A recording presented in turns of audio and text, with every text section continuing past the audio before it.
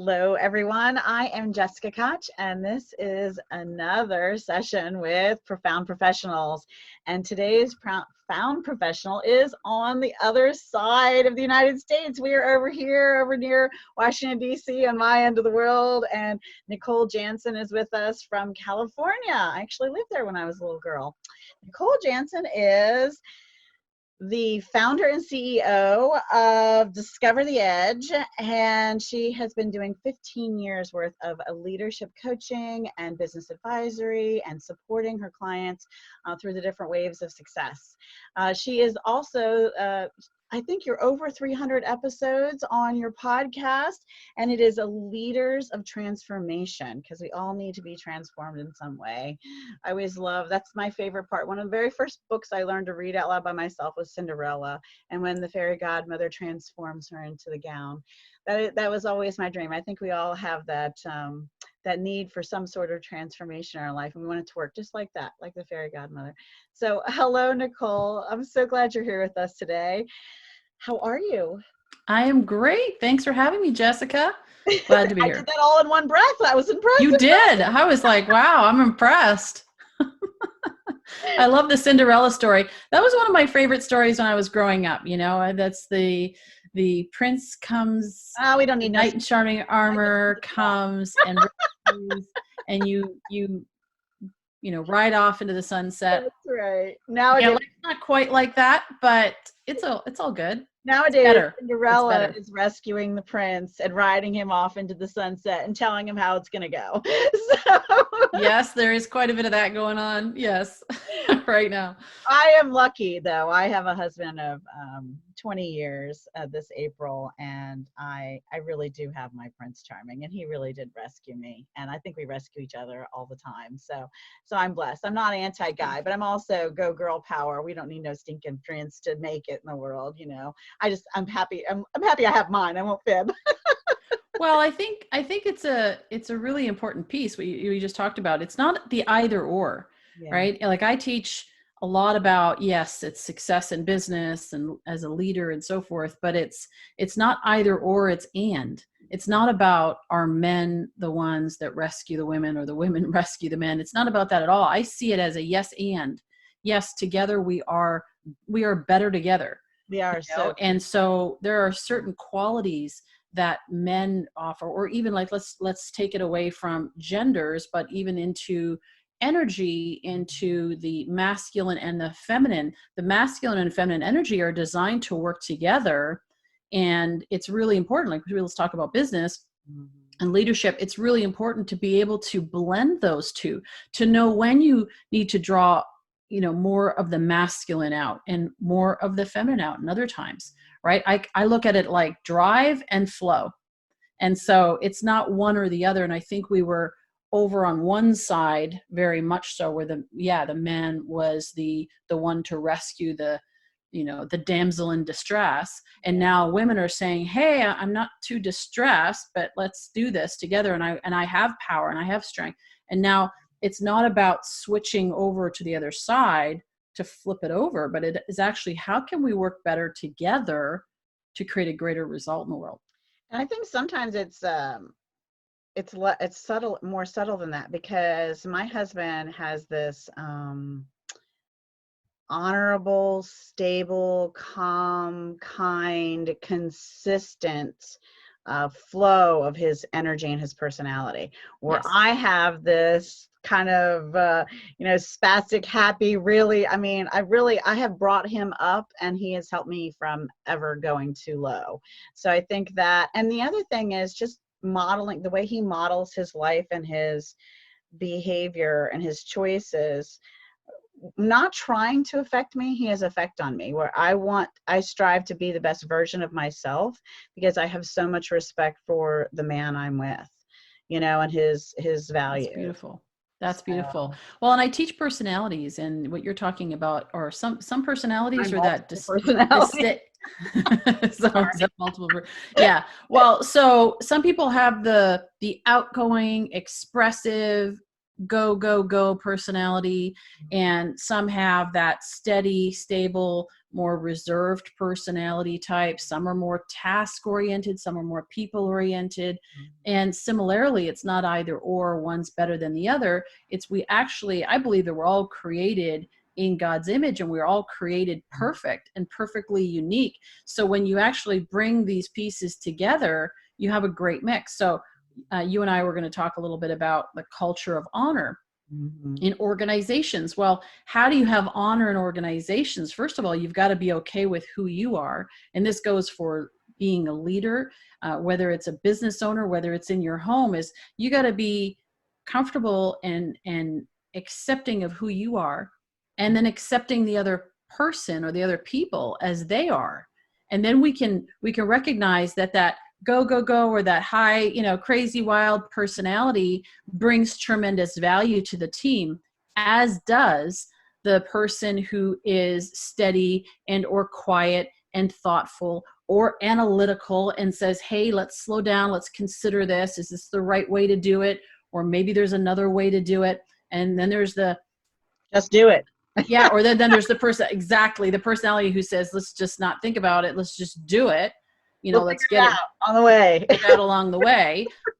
Totally, that was my dad. Let's do it, and we'll clean up the mess later. My mother was the one who cleaned up the mess. And then, we'll pick up another tire as we go. Just hold it up. Exactly. And so, but each of these in balance create an incredible culture within organizations, an incredible culture like you just described within your family. Yeah, be able to say it's like ebb and flow, And so I'm fascinated by personalities. I'm fascinated by helping people to play to their strengths, recognizing their shortcomings, though not being delusional, recognizing that they're not great at everything, and that there are other people that can complement them in those areas where they're not that great. Yeah, I love personalities. I've done a lot of research and study and certifications and things on that whole piece of it and during my career. Let's back up a little. So you have, owned your own company successfully for 15 years. So that is like kudos to you. That's a huge accomplishment. There's so much struggle, and I think it's fantastic that everyone's popping up and being their own person, but let's just face it. We have more speakers, motivational speakers, authors, and coaches and consultants popping up all over. It's almost so many. I'm not sure, other than coaching each other, we're going to run out of people to coach. Everybody's writing a book and and becoming a coach. It kind of cracks me up, but there's a bunch of them out there struggling, so they want to know how you what's your journey and your story of how you succeeded to make it this far, because they're all trying to grow their new thing. Sure. So I actually started out in business back in my teens. So I've been in business almost 32 years, and I had the unique experience through my parents to see them run businesses. My dad owned garage businesses. They also had a business and network marketing business from home, and I got involved in that very young. And so even like to the extent, or do you not want to share? Oh, sure. Yeah, it was Amway. So I was guessing Amway. So when I was 7 years old, because they have been around such a long time. Right. When I was 7 years old, my parents got involved in that, and it was such a great experience that I was able to have a unique experience growing up, to see them really take it seriously like a business. It wasn't a hobby, it was a business. And because they were business owners, and they just took the same approach that they did in their garage business to that business. We have products, we have customers, we have distributors, let's do this. And so I learned a lot about business growing up, and then later on partnered with my parents and saw great success in that industry. Not in that industry anymore, other than I still use the products and so forth. And we have some business still there, people who are actively still using the product. But what I learned out of that was so valuable. The lessons of leadership, the lessons of building teams, of training, and so forth. So when I started Discover the Edge 15 years ago, it was really a training and development company teaching personality dynamics, going out and doing workshops. And as I was going into businesses and doing workshops, because fundamentally every business is a people business. And so if you don't understand people, you know this, right? In sales and marketing, if you don't understand people, the rest doesn't matter. Like, you know, unless you have somebody who is going to be front facing with the client, and maybe you're on the back end working on technology or whatever, but ultimately you're going to be dealing with people in business no matter what, whether it's internal, you know, people on your team, whether it's vendors, whether it's whoever, there's always somebody on the other side. And so that is where I started off teaching those skills, because I had learned them along the way. I could, you know, I've met millionaires, I've met billionaires, I've met CEOs of companies. I've also met people that are starting out and have been unemployed and never worked for anyone and are just getting started out of school. And so just this whole gamut. And so I learned certain things to how to relate to anyone, anytime, any place, and be able to create that connection. So I started teaching that. But as I was going into businesses and working with teams, I noticed other things that were going on in their business. Their systems weren't in place. I could see how they were actually interacting with me, and they're disorganized, or maybe they're not, their logistics are off or whatever, right? I could see chaos. And so I started offering to help them in some of those other areas. And in the process of that, I had leaders who would ask me and say, could you coach me? And I was like, oh, no, I am not a coach. I'm not a therapist. And I didn't know, because at that time, coaching wasn't what it is today. And so it's come a long way in terms of awareness, certainly. Mm-hmm. And so I finally decided, they said, okay, really, I really want you to help me. I think you could bring great value. So fine. So I started coaching them. I hired some coaches of my own to be able to understand what this whole idea of coaching was. And then I realized I've been doing this forever. Mm-hmm. So a whole lot longer. I've been doing this for almost 30 years. So that was a transition into that. And so to your point about what people that are struggling, number one, you've got to understand people. You understand what makes people different. We all know we're different. That's not news. What's important to understand is how we are different. And as we are different, how do we communicate differently? What are our behavioral preferences? How do we make decisions differently based on our personality? What type of communication do we need from people? And how do we think and problem solve and so forth? So to understand people dynamics is really, really important. The second thing is to do something that you love. So there's a lot of people out there that are coaches and that are speakers and are authors that have a message that they just feel is like bursting with inside them, and they want to share it. And then there are others that are actually, and so they really they've gone through the valleys, right? They've learned the lessons. They've had the transformation, that defining moment, and then they transform from the caterpillar into the butterfly, and now they're teaching other people how to do it. There are also people that are looking to express themselves out of a need to express themselves. It's not wrong, right? It's an observation. And some people are looking to they're still in the process of doing that, right? They're still in the process of the transformation themselves. And in the process of that, they're wanting to get their message. They want to share it because they're looking to be seen. They're looking to be known. They're looking to be heard. Mm-hmm. So I think some people are just on a different path, or maybe at a different stage of the journey. Right. Yeah, and that makes a difference, because if you're not yet there, people might not be as willing to hire you because they haven't seen the outcome yet. They haven't seen you get to the other side yet. And truth speaks and resonates differently within us. Mm-hmm. And so, when you've gone through and had the experiences and you've gotten to the other side, it's like you get through that breakthrough. Then you can go back and say, let me help you do the same.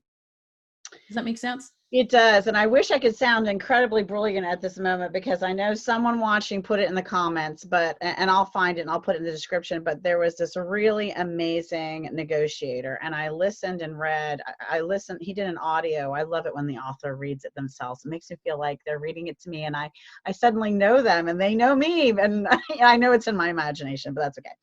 But he wrote Getting to Yes. In the Art of Negotiation. He wrote it with someone else, but then he wrote Getting to Yes with Yourself. But he wrote that years later, and he said he wished, he said, really technically that should have been book number 1, right? Because you have to be able to get to yes with yourself in order to really find out learn the art of negotiation to get to yes with anyone else, you know? And it's not, it wasn't necessarily about sales. It was about any kind of relationship negotiation, because everything's a collaboration on some level, right? Yeah. But he was famous, and he did it for, and of course I can't think of his name right now, but I will. I can't think of it either. I read Getting to Yes, but not the second book that you talked about. But that's on the audio. It's so good. It's so but good. that's the thing. You're absolutely right. Like you've got to get to that point with yourself first. It's kind of like Gandhi talks about, everybody, wants to see change in the world. Everybody wants to see transformation in the world. And, what did he say? He said, be the change you want to see in the world. So rather than trying to change others, first just change. We got enough going on, as one of my coaches used to say, when we played volleyball, and everybody would be worried about what's happening on the other side of the team, the other side of the what the heck do you call it? The net. Thank you. Hello. I'm with you. We're playing volleyball. There's a net and a ball and a bunch of people. On the other side, we're all worried about what's happening over there. And he's like, you have enough going on your side. Yeah. You don't need to worry about what's going on there. That goes for business teams. That goes for like people worrying about the competition. Yeah. But that's also about ourselves, and saying we've got enough going on here that, the thought of changing somebody else, my goodness, let's just start with me changing me. That's enough work. Well, and on the flip side of that, with all of the, room, obviously there's room for as much business as possible. I didn't want to come across the wrong way with all the coaches of the world and all the consultants. More the merrier, right?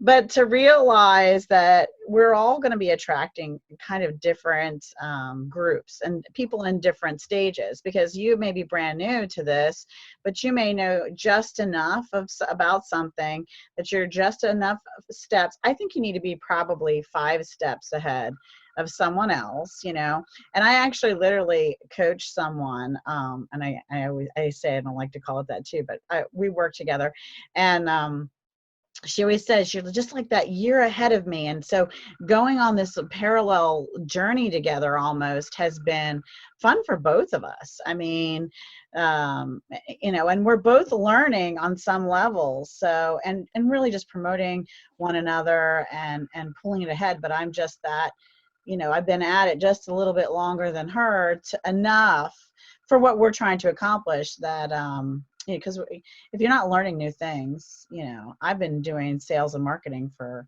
I don't like to say how long. I say more than 25 years, but the gray shows it's closer to 30, whatever.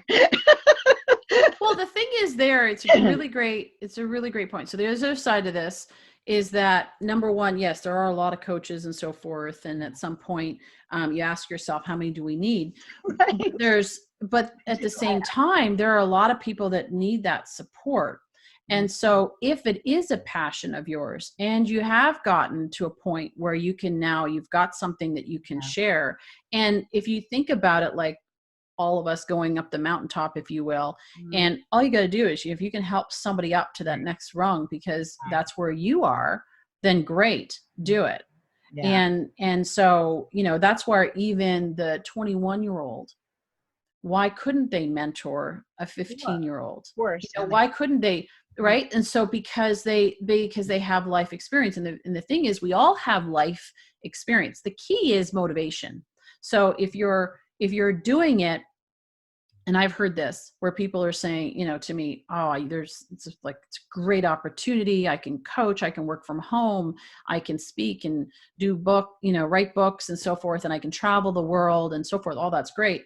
But if their motive is really to make money, Mm-hmm. right, and what they're going to get out of it, then that might not be the right motive to it, right? Because coaching in itself, it is being in service. And you are giving, You're totally, in a big way. And I had to learn how to do the right kinds of, sometimes I do all day workshops and and I'm in person, or when you're speaking to a really large group, even if it's only for an hour, I had to learn to pull in the energy from the audience and conserve my own, so I wasn't like this exhausted wet blanket at the end of the deal. Because in the beginning, when I started doing it years ago, I was like, oh, this is exhausting. And now at the end, I'm like, oh, this is so injuvenating. I feel like I could run 5 miles afterwards. I need to run 5 miles, but anyway, that's a different topic.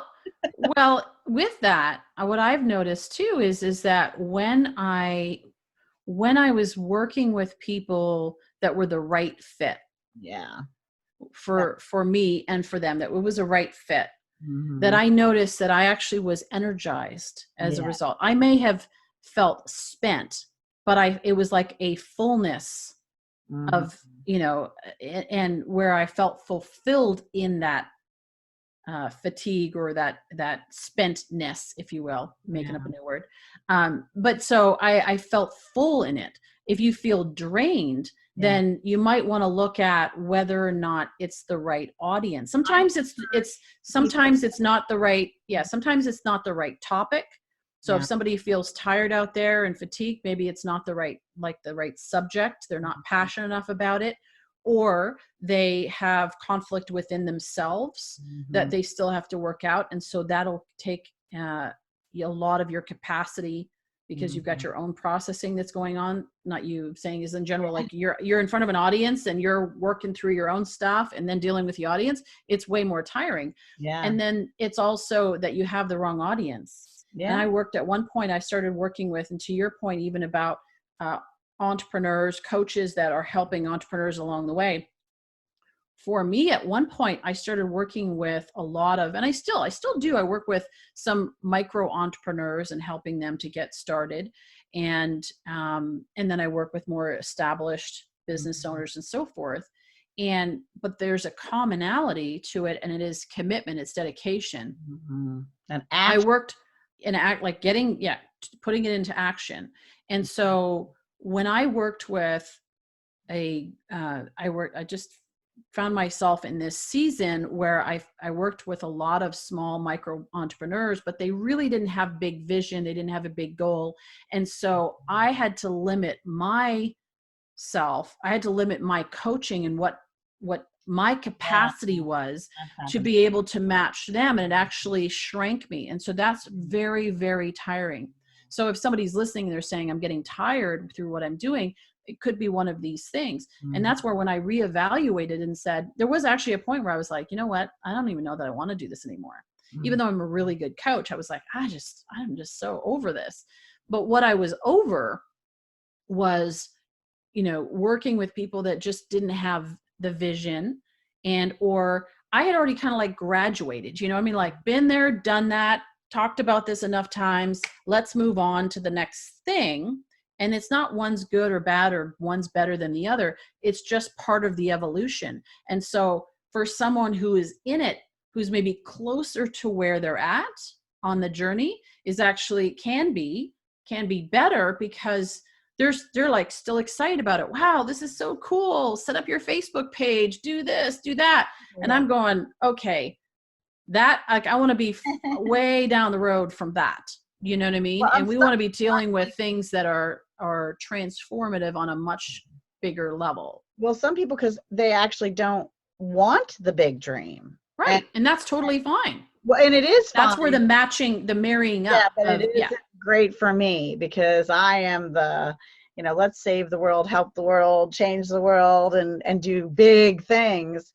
And so when I have had clients where I've had to turn it back. And you're right, it's not as much, it's not I'm as not growing. fulfilling. I'm not Yeah, it's growing either. exactly. You know when you're working with the right people, because even if I get off a client meeting or finish a call or get out of a meeting, and I actually walk away and go, I'm inspired, right? Like, wow, that was awesome. Yeah. I have some Then I clients. know I'm in the sweet spot when I'm there. And that's where now all my clients have, I put me like, that's where that they don't put me there, but we get there in that with all of my clients. But at one point there was a season where I was just like, I think it takes you a while to learn how to recognize them. Everyone always says, oh, your ideal client. And you think you kind of know what that is, but then it really starts to laser in, and you start to have this ability to recognize it in a way that, and for categories that you didn't think about before. It's not just, oh, do I work with women? Oh, do I work with CEOs? Oh, do I work with, it's also personality type. We're back to that again. Chemistry. Yeah. It's chemistry, it's personality, it's vision. And I know for me, one of the things that I wanted to help people and say, look, I can help you because I know I can help. Right. But there was so much of a gap that it was like fire hose. I had all this information and they're like, whew, can you just give me a trickle? Thank you. Right. And so that was where I needed to establish the fact and realize that I wasn't the right coach for them to be able to go to the next step either. It wasn't even just that they were the wrong client for me, but I was also the wrong coach for them. And to be able to say, you know what, so-and-so might be a better fit for where you're at. So because otherwise we're creating friction, or it's like there's so much of a difference. I love working with leaders, visionary leaders, entrepreneurs who come in and who are saying, let's do this. Not just like, let's grow the business and make millions of dollars. That's great. But it's really about making a meaningful impact, because in my mind thinks big. And that's also because of how I grew up. I don't know too many other people when they were 19 years old were doing some of the things that I was doing, and I've spoken in front of 20,000 people and so forth. We used to go to conferences. I've been to thousands of events and so forth. And here I am, I was very comfortable going into, seminars and conferences once a month where there'd be 30, 40,000 people and sitting in the audience or or whatever, being involved in that and helping to organize some of the different aspects of it or whatever.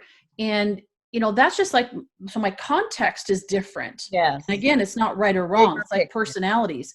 It's not right or wrong, good or bad. It's just different.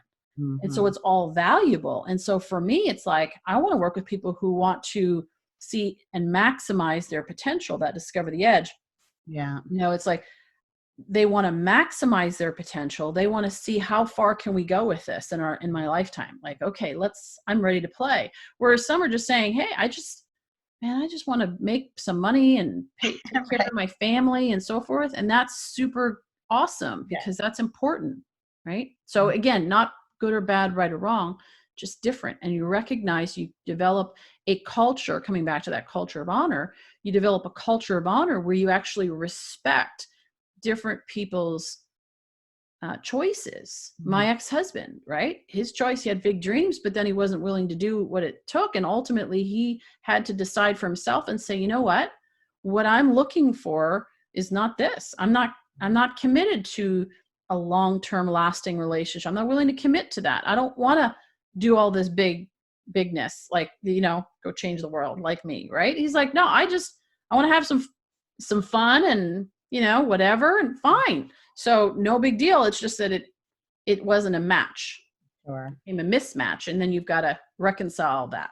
Those people who do want to do big things leads us right into your Leaders of Transformation podcast. So one of the things about Profound Professionals is we share not just the great information and value you have as an industry leader from this perspective, but also how you're profoundly touching the world. And I think that really lies in through your podcast. Can you share a little bit about that with us?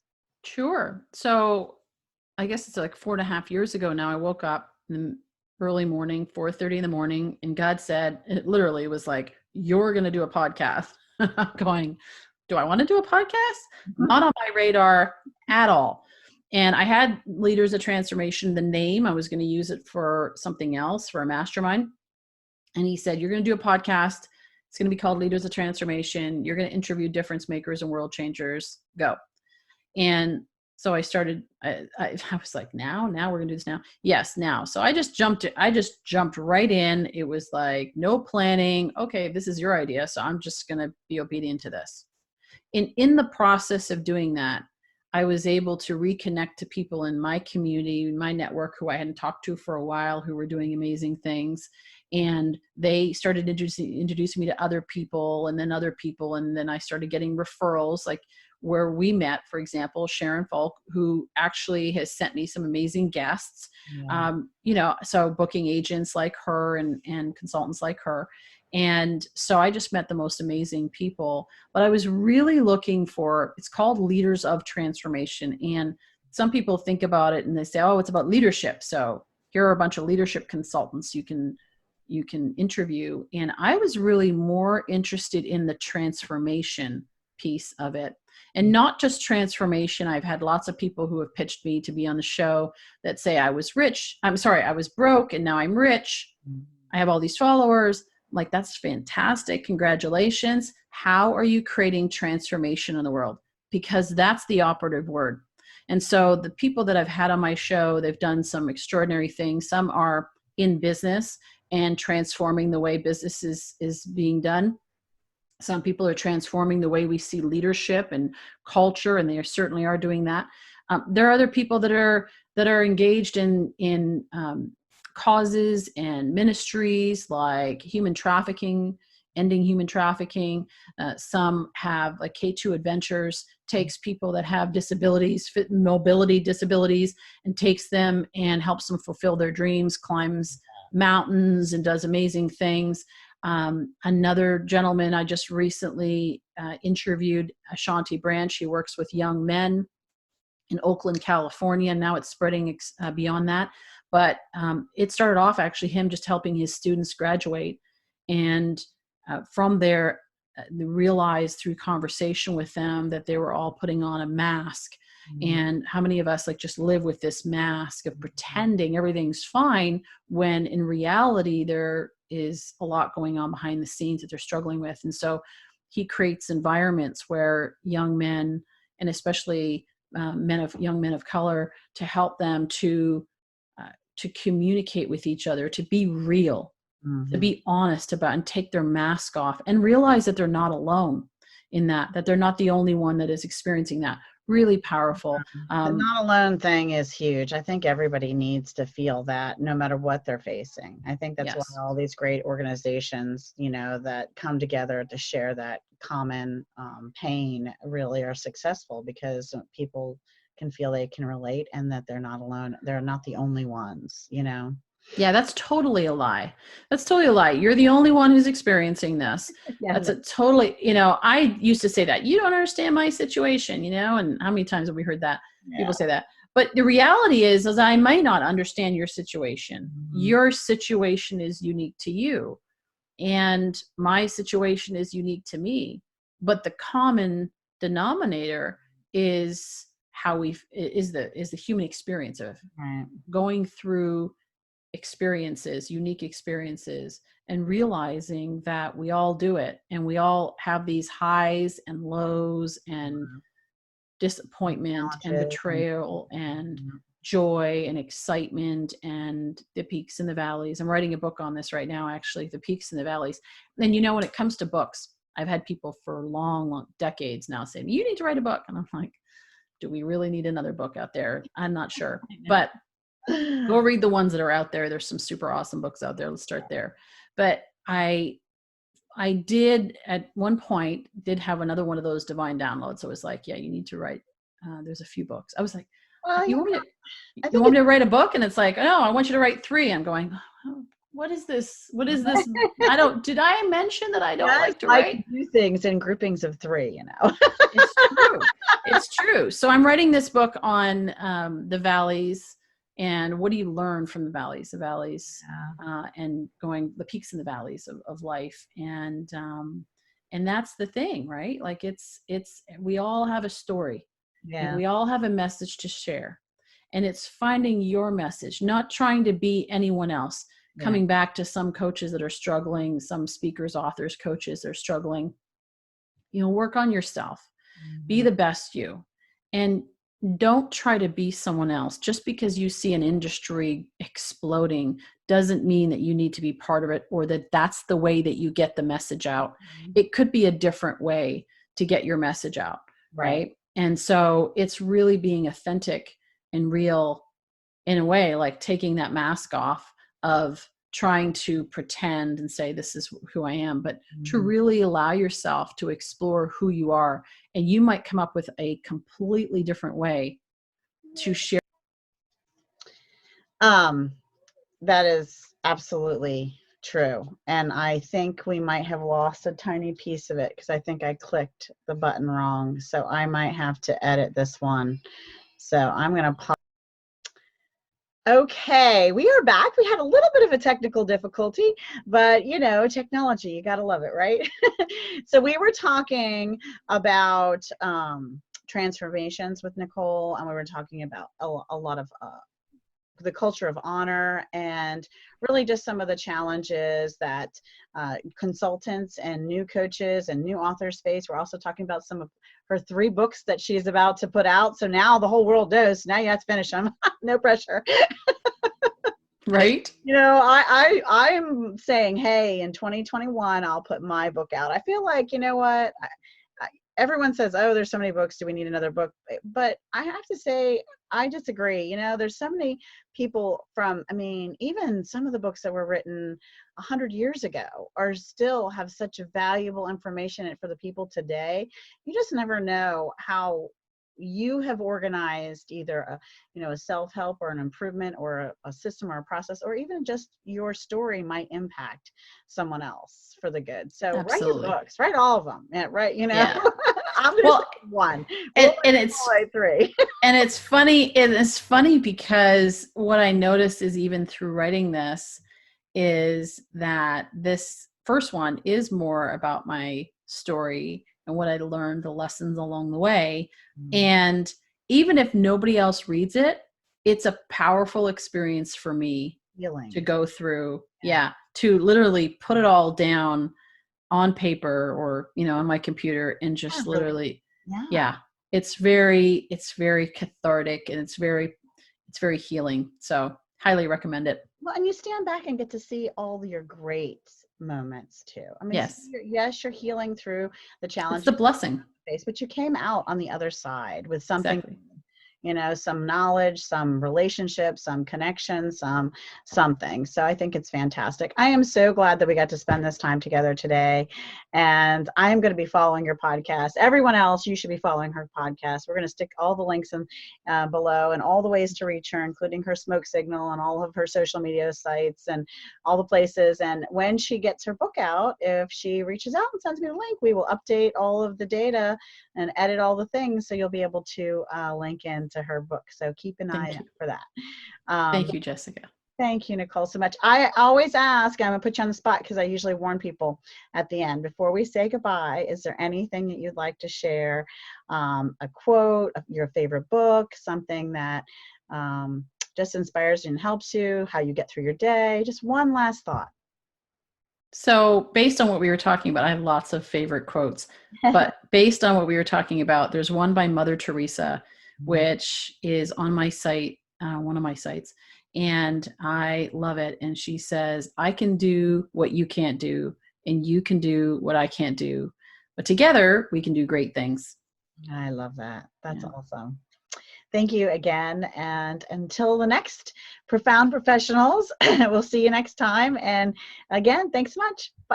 Like, share, and comment, please. Thanks. Bye.